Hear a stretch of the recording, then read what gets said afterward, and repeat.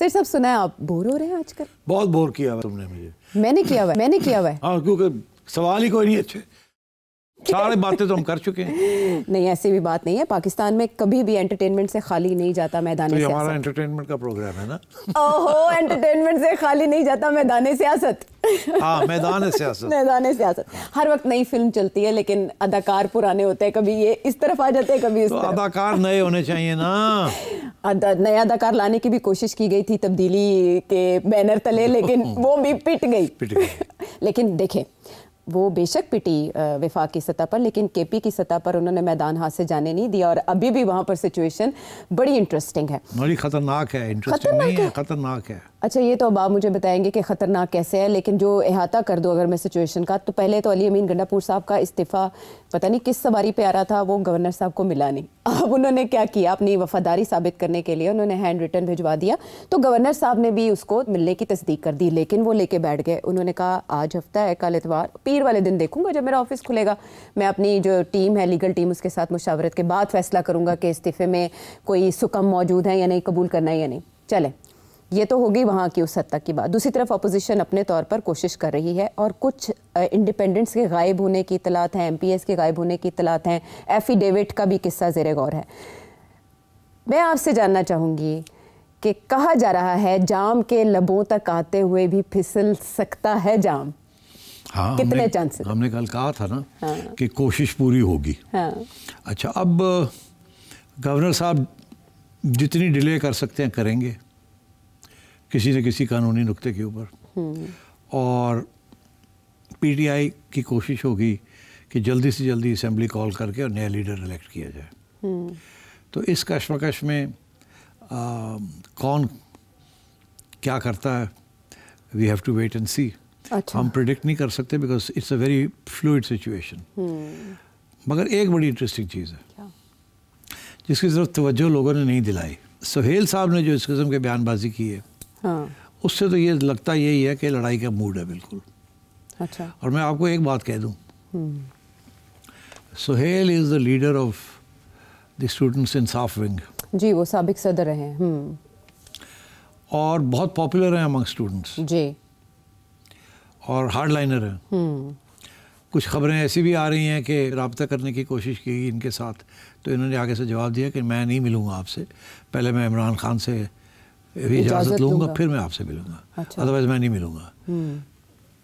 तो ये भी एक किस्म की पोजीशन ले ली ना उन्होंने, जिसके साथ कंफर्म हो जाता है कि ये साहब जो है इनको कंट्रोल नहीं किया जा सकता, डिक्टेट नहीं किया जा सकता। मगर जो चीज़ की तरफ तवज्जो नहीं दी जा रही वो ये है कि पेशावर के अंदर जो यूनिवर्सिटी और कॉलेज स्टूडेंट्स हैं वो इनको बड़ा मानते हैं।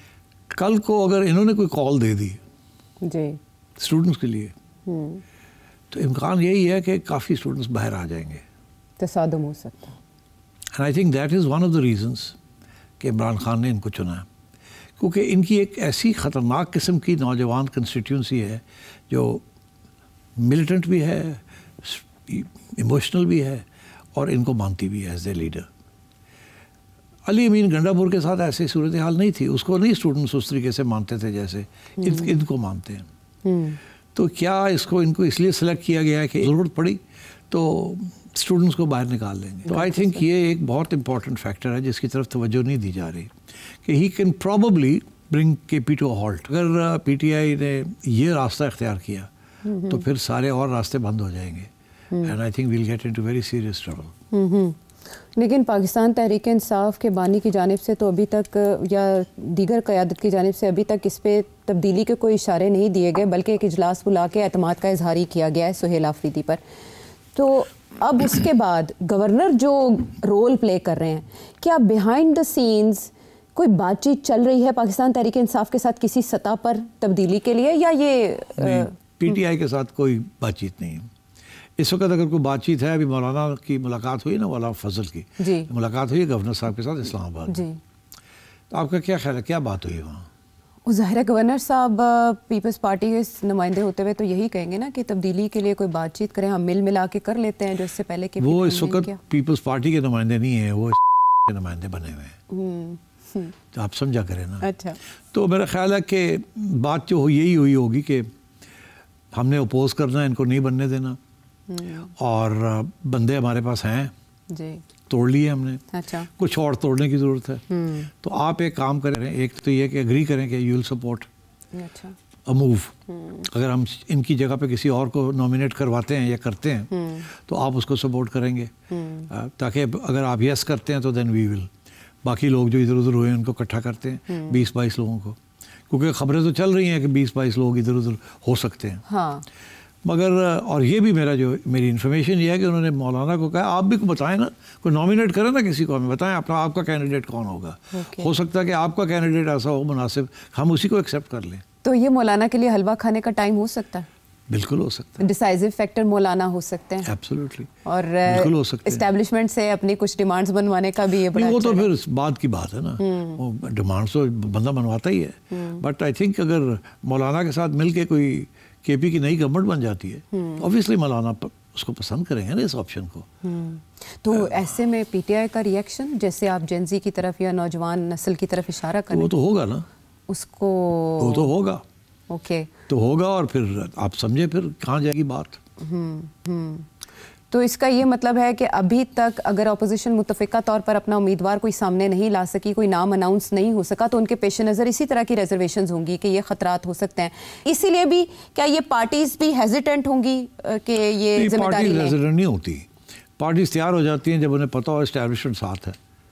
ओके, वो कवर कर लेती है ना एस्टैब्लिशमेंट। तो पार्टीज तो तैयार बैठी हैं वहाँ। सवाल ये है कि वो जो 20-22 लोग चाहिए वो कहाँ से आएंगे, पहली बात। और दूसरी बात ये है कि किसको नॉमिनेट करेंगे। कोई पीपल्स पार्टी का बंदा होगा, मौलाना का बंदा होगा, या किसी और का बंदा होगा, नून लीग का बंदा होगा। कौन होगा वो?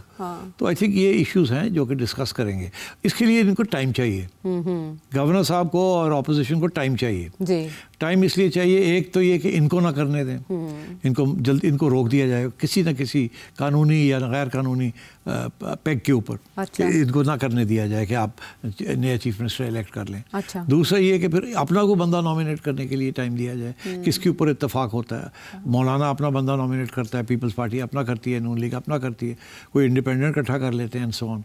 और फिर इस बंदे को सिर्फ सियासी जमातों को एक्सेप्ट नहीं करना, एस्टैब्लिशमेंट को भी तो करना है ना। तो काफ़ी कुछ इसमें होमवर्क की ज़रूरत है और मैं समझता हूँ कि इसके लिए टाइम की ज़रूरत है। तो मेरे ख्याल गवर्नर साहब की गेम यही होगी कि टाइम लिया जाए, रुकावट की जाए कि इनको अपना चीफ मिनिस्टर नया इलेक्ट करने से रोका जाए। अच्छा। एंड आई थिंक दूसरी साइड पीटीआई की यही कोशिश है कि मंडे को ही कर दिया। हाँ, बिल्कुल। सलमान राजा साहब कह रहे हैं ना कि अब तो मंडे को तैयार बैठे हैं करने के लिए। बट गवर्नर साहब ये कह रहे हैं कि हो सकता है कि इस्तीफे में अगर कोई सुकम हुआ तो वो उसे वापस भी भिजवा सकते हैं। मैं आपसे ये जानना चाहती हूँ कि क्या किसी मरहले पर अली अमीन गंडापुर साहब गेम में वापस भी आ सकते हैं?